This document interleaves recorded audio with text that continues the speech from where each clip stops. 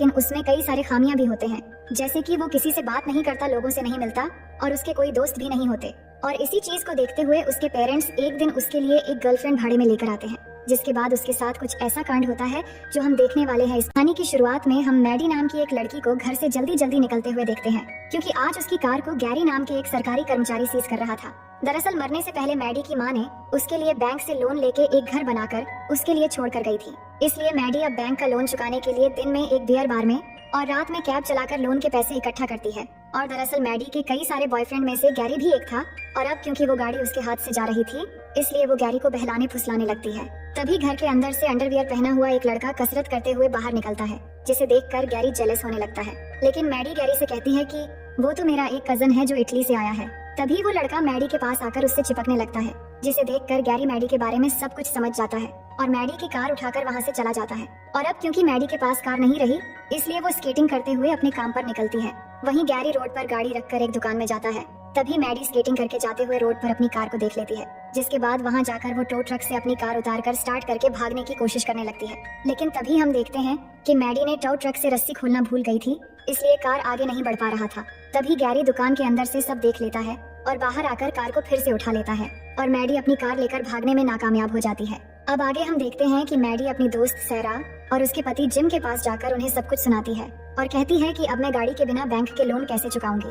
तभी सैरा उसके लिए OLX में सेकंड हैंड गाड़ी ढूंढती है, लेकिन मैडी कहती है कि मैं पहले भी बहुत सारी गाड़ियां OLX में देख चुकी हूँ, मेरे ख्याल से वहाँ पर उतना अच्छा कार नहीं मिलेगी। इसी बीच सैरा की नजर एक ऐड पर पड़ती है, जिसमें एक अमीर पेरेंट्स को अपने 19 साल के बेटे के लिए 20 से 25 साल की उम्र की एक गर्लफ्रेंड चाहिए, क्योंकि वो लड़का बहुत शर्मिला है और सोशलाइज होने में घबराता है और आज तक उसकी कोई भी गर्लफ्रेंड नहीं बनी। और इस काम के लिए वो अमीर परिवार उस लड़की को एक शानदार कार गिफ्ट में देंगे। लेकिन अब क्योंकि मैडी की उम्र उस लड़के से काफी ज्यादा थी, इसलिए वो अपने दोस्तों से इस बारे में डिस्कस करती है और इनसे सलाह लेकर वहाँ पर जाने का डिसाइड कर लेती है। उसके बाद हम देखते हैं कि मैडी स्केटिंग करते हुए बहुत मुश्किलों से उस अमीर परिवार के घर पहुँच जाती है और उस लड़के के माँ बाप से मिलती है, जहाँ पर वो कहते हैं कि हमारा बेटा 19 साल का है और पढ़ाई में बहुत होशियार भी है, लेकिन प्रॉब्लम ये है कि वो घर से कहीं नहीं निकलता और स्कूल में किसी से बात तक नहीं करता, और तो और सिगरेट पीना, पार्टी करना, लड़कियों से बातें करना जैसे बहुत सारी छोटी छोटी चीजों से भी बहुत डरता रहता है। और पढ़ाई के अलावा फ्री टाइम में फोन में सिर्फ शॉर्ट वीडियोस देखता रहता है। और अगर वो ऐसा ही करता रहा तो हमें डर है कि वो अगले साल किस तरह यूनिवर्सिटी में जाकर बाकी स्टूडेंट से घुल मिल सकेगा। ये सुनकर मैडी कहती है, तो फिर आप क्या चाहते हैं कि मैं आपके बेटे के साथ रहकर उसे सोशलाइज होने में मदद करूं? तो वो कहते हैं कि हाँ, तुम्हें बस उसके साथ घुल मिल के रहना है और उसे थोड़ा होशियार बनाना है और उसके अंदर जो डर है उसे बाहर निकालना है। और जिस दिन हम देखेंगे कि हमारा बेटा ठीक होने लगा है, तो उसी दिन से वो कार जो हमने गिफ्ट के लिए रखा है वो तुम्हारी हो जाएगी और उसे पता नहीं चलना चाहिए कि हमने तुम्हें उसके लिए अपॉइंट किया है और अभी वो घर में नहीं है बल्कि एनिमल शॉप में है। तुम्हें बस वहाँ जाकर पहले थोड़ा बहुत एक्टिंग करना है और उसे अपना दोस्त बनाना है। फिर हम देखते हैं मैडी एक रेड कलर की ड्रेस पहनकर उस शॉप में पहुँचती है और वहाँ एक डॉग को अडॉप्ट करने के बहाने पर्सी को बार बार इम्प्रेस करने की कोशिश करने लगती है। लेकिन पर्सी उसकी बातों में नहीं आता, उल्टा वो अंदर ही अंदर घबराने लगता है। फिर मैडी उसे कहती है कि क्यों ना आज मैं तुम्हें तुम्हारे घर ड्रॉप कर दूं, तो पर्सी उसके साथ जाने के लिए तैयार नहीं होता, पर मैडी थोड़ा इंसिस्ट करके उसके साइकिल को उठाकर अपने वैन में चढ़ा देती है। इसके बाद पर्सी के पास कोई रास्ता नहीं बचता और वो चलने के लिए तैयार हो जाता है। इसके बाद हम देखते हैं कि वैन में मैडी मजाक मजाक में कहती है कि मैं तुम्हें किडनैप करके ले जा रही हूँ, और ये कहकर वो वैन को भी पर्सी के घर के बजाय अपने घर की तरफ मोड़ देती है। इसलिए पर्सी घबरा जाता है और गाड़ी बंद होते ही वो मैडी के मुंह पर पेपर स्प्रे मार देता है। जिसके बाद मैडी गाड़ी से उतरती है और कहती है कि मैं तो बस तुम्हारे साथ मजाक कर रही थी, अगर मैं तुम्हें किडनैप करती तो तुम्हें अपने घर क्यों ले आती। इसके बाद पर्सी समझ जाता है कि उसे मिस्टेक हुआ है। तभी वो बगीचे में पानी डालने वाले पाइप से मैडी को एकदम नहला देता है और साथ ही साथ वो शाम को उसके साथ डेट पर जाने के लिए भी तैयार हो जाता है। फिर आगे हम देखते हैं कि शाम को मैडी क्लब में पर्सी का इंतजार कर रही होती है और कुछ ही देर में पर्सी भी क्लब में आ पहुंचता है, जिसे देखकर सभी लोग हंसने लग जाते हैं, क्योंकि उसने ऊपर कोट पहनकर नीचे पेंट के बजाय एक निक्कर पहना हुआ था। लेकिन मैडी उसके इस अनोखे कला की तारीफ करती है। जिसके बाद उनके टेबल पर एक वेट्रेस आती है, तो मैडी अपने लिए लॉन्ग आइस टी ऑर्डर करती है, तो पर्सी अपने लिए एक पेप्सी लाने के लिए कहता है। लेकिन मैडी उसके ऑर्डर को कैंसिल करके उसके लिए भी एक लॉन्ग आइस टी ऑर्डर करती है और दोनों आइस टी पीते हुए बातें करने लगते हैं। पर इसी बीच वहाँ पर मैडी का एक एक्स बॉयफ्रेंड ट्रेविस आ जाता है और अपनी एंगेजमेंट की रिंग दिखाकर पर्सी के सामने उन दोनों के बारे में बताने लगता है कि कैसे मैडी ने उसे छोड़ दिया था। तो अब ट्रेविस के वहाँ से जाते ही मैडी पर्सी को लेकर एक बीच साइड पर पहुँचती है, पर 8 बजने के बाद यहाँ पर आना मना था और पर्सी को अच्छे से तैरना भी नहीं आता था। लेकिन मैडी पर्सी के कपड़े उतारने की बहुत कोशिश करती है, पर जब वो कपड़े नहीं उतारता तो वो खुद अपनी सारी कपड़े उतारकर पानी में चली जाती है। इसके बाद पर्सी भी अपने कपड़े उतारकर पानी में चला जाता है और वो दोनों जैसे ही पानी में आते हैं तभी वहाँ पर कुछ लोग आ जाते हैं और वो उनके कपड़े लेकर वहाँ से जाने लगते हैं। ये देखकर मैडी को गुस्सा आ जाता है और वो उसी हालत में पानी से बाहर निकलकर उन लोगों को मार मार के वहाँ से भगा देती है। इसके बाद वो फिर से पानी में आती है और पर्सी के साथ इंटीमेट होने की कोशिश करती है, लेकिन पर्सी कहता है कि मुझे अभी थोड़ी अजीब लग रहा है और मैं अभी ऐसा कुछ भी नहीं करना चाहता क्योंकि अभी तो मैं तुम्हें ठीक से जानता भी नहीं हूँ। अब पर्सी के मना करने पर मैडी गुस्सा हो जाती है और वहाँ से बाहर आकर कार में बैठकर वहाँ से जाने वाली होती है। तभी पर्सी भी आ जाता है पर वो पर्सी को कार में नहीं आने देती और उसके कपड़े कार के बाहर दे देती है, लेकिन उसका फोन नहीं देती, जिस वजह से पर्सी बिना कपड़ों के ही कार के सामने लटक जाता है। पर फिर भी मैडी कार नहीं रोकती और ऐसे ही चलाने लगती है। अब ये सब देखकर पुलिस भी उनके पीछे पड़ जाती है और पुलिस से बचने के लिए मैडी बहुत स्पीड से कार ले जाकर ट्रेन के आगे से निकल जाती है और दोनों एक बड़े एक्सीडेंट होते होते बच जाते हैं। अब आगे हम देखते हैं कि दोनों मैडी के घर में हैं, जहां मैडी गाने चलाकर पर्सी को अपनी ओर आकर्षित करने की कोशिश करने लग जाती है, लेकिन पर्सी को तो अभी भी समझ में नहीं आ रहा था कि ये सब हो क्या रहा है। तभी अचानक पर्सी को इचिंग होने लगती है तो वो देखता है कि उसे रैशेस हो गए हैं। फिर मैडी उसको दवाई लगाने लगती है और इस दौरान दोनों आपस में बातें करने लगते हैं। तो पर्सी मैडी से सॉरी कहता है और कहता है कि आज मेरे रैशेस की वजह से हमारे बीच कुछ भी नहीं हो पाया, तो कल हम जरूर एक साथ समय बिताएंगे।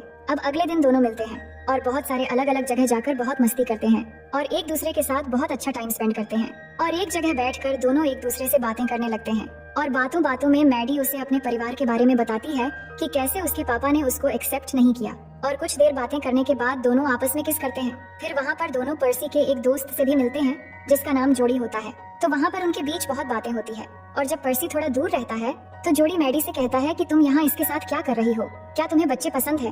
माना कि पर्सी के माँ बाप का बहुत पैसा है लेकिन वो पैसा उसका नहीं है, वो लड़का एक सीधा साधा इंसान है और मैं तुम जैसी लड़कियों को बहुत अच्छी तरह से जानता हूँ। अगर तुम्हारी वजह से पर्सी को कुछ भी हुआ तो मैं तुम्हें नहीं छोड़ूंगा। अब अगले सीन में हम देखते हैं कि रात को दोनों बहुत सज धज कर एक साथ डिनर के लिए जाते हैं, जहाँ मैडी के बहुत कहने पर पर्सी पियानो प्ले करता है और गाना गाता है, जिसे सुनकर सभी लोग वहाँ पे इम्प्रेस हो जाते हैं और उसके लिए तालियां बजाते हैं। तभी पियानो बजाने के बाद वहाँ पर पर्सी की एक फ्रेंड आती है जिसका नाम है नैटली और वो कल के लिए पर्सी को एक पार्टी में इनवाइट करती है और कहती है कि मैं भी यूनिवर्सिटी जाने वाली हूँ तो बहुत मजा आने वाला है और वहाँ पर हम दोनों एक साथ ही जाएंगे। ये कहकर वो यहाँ से चली जाती है। अब उसके जाने के बाद पर्सी मैडी को बताता है कि नैटली बहुत अच्छी लड़की है, हम दोनों एक साथ ही चले जाएंगे और मैं अपना ड्राइविंग लाइसेंस भी बनवा रहा हूँ ताकि वीकेंड्स पर मैं खुद कार ड्राइव करके तुमसे मिलने आ सकूं। और यहाँ पर्सी को देखकर साफ पता चल रहा था कि पर्सी मैडी से अटैच हो रहा है और ये बात मैडी भी समझ रही थी। उसके बाद दोनों डिनर करके निकल जाते हैं और हम कार के अंदर का सीन देखते हैं जहाँ पर्सी शराब पीने लगता है और मैडी से कहता है कि मैं तुम्हारे लिए तैयार हूँ, मैं तुमसे बहुत प्यार करने लगा हूँ और अब मैं तुम्हारे साथ इंटीमेट होना चाहता हूँ। तो इस पर मैडी कहती है कि तुमने अभी ड्रिंक किया है और नशे की हालत में तुम पहली बार ये सब नहीं कर पाओगे, तो हम किसी और टाइम ये सब कर लेंगे। पर असल में मैडी को भी बुरा लग रहा था कि वो तो पर्सी के साथ एक एग्रीमेंट की वजह से है और पर्सी ये सब जानता भी नहीं, फिर भी वो उसके प्यार में सीरियस हो रहा है। अब अगले दिन हम देखते हैं कि पर्सी अपने पेरेंट्स को बताता है कि अब मैं ड्राइविंग लाइसेंस बनवा रहा हूँ, जिसे सुनकर वो बहुत खुश होते हैं। लेकिन फिर पर्सी कहता है कि मेरी एक नई गर्लफ्रेंड है जिसका नाम मैडी है और मैं उसके साथ लॉन्ग डिस्टेंस में नहीं रहना चाहता, इसलिए अब मैं यूनिवर्सिटी नहीं जाऊंगा क्योंकि अब मैं बड़ा हो गया हूँ और अपने फैसले खुद ले सकता हूँ। उसके बाद हम देखते हैं कि पर्सी अपने डैड की कार में जाकर बैठ जाता है और उसके जाते ही उसके मॉम डैड मैडी को कॉल लगाते हैं और उसे कहते हैं कि हमारे बीच जो डील हुआ था जिसमें तुम्हें एक कार मिलेगी तो तुम अब वो कार ले जा सकती हो, बस पर्सी को यूनिवर्सिटी जाने के लिए मना लो। लेकिन उनके बीच की बातें पर्सी कार के ऑपरेटिंग सिस्टम की वजह से सुन लेता है और उसे बहुत बुरा लगता है और उसके समझ में आ जाता है कि मैडी के दिल में उसके लिए जो फीलिंग्स है वो प्यार नहीं बल्कि एक डील था।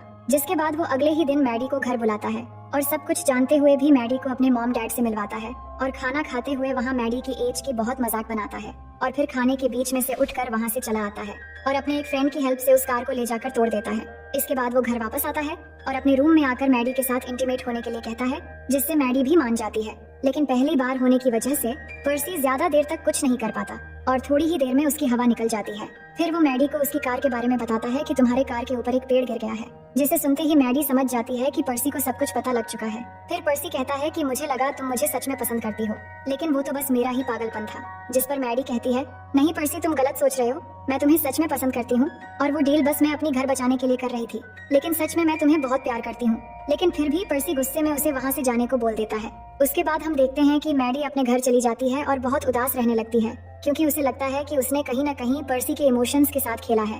और इधर पर्सी भी अपनी पुरानी आदतों में चला जाता है जहाँ पर वो गेम्स खेलता है, शॉर्ट वीडियोस देखता रहता है। फिर एक दिन मैडी पर्सी से जाकर मिलती है और उसे मनाने की कोशिश करने लगती है और कहती है कि हमारी दोस्ती सच्ची थी और तुम्हारे लिए मेरे अंदर सच में फीलिंग्स हैं और उस डील की वजह से मैं हर रोज अपने आप को कोसती रहती हूँ। ये कहते हुए वो उसके पीछे पीछे जाने लगती है, लेकिन पर्सी फिर भी नहीं मान रहा था और वो अपनी कार में जाकर बैठ जाता है। पर मैडी उसका पीछा नहीं छोड़ती और उसके कार के आगे जाकर लटक जाती है और उसे बार बार मनाने की कोशिश करती है। तो पर्सी बोलता है कि मेरा तुमसे कोई लेना देना नहीं है, मैं तुमसे कोई बात नहीं करना चाहता। ये कहकर वो कार चलाने लगता है। तभी मैडी चिल्लाने लगती है और कहती है कि कार रोको, मुझे तुमसे बात करनी है। पर पर्सी कार नहीं रोकता और जाते जाते एक बीच के अंदर से होते हुए कार समुद्र में चला जाता है, जिससे मैडी पानी में गिर जाती है। इसके बाद पर्सी कार से उतरकर मैडी को पानी से निकालकर किनारे लेकर आता है और वहाँ आकर मैडी पर्सी को सॉरी बोलता है और इस बार पर्सी मान जाता है और मैडी को रोते हुए गले लगा लेता है। इसका मतलब उसने मैडी को माफ कर दिया है। अब अगले सीन में हम देखते हैं कि पर्सी यूनिवर्सिटी जाने के लिए अपने लगेज लेकर तैयार हो जाता है और अपने पेरेंट्स को बाय कहकर घर से निकल जाता है और बाहर आकर देखता है कि मैडी उसके सामने खड़ी है, जो पर्सी को कह रही होती है कि क्या किसी को कैब चाहिए।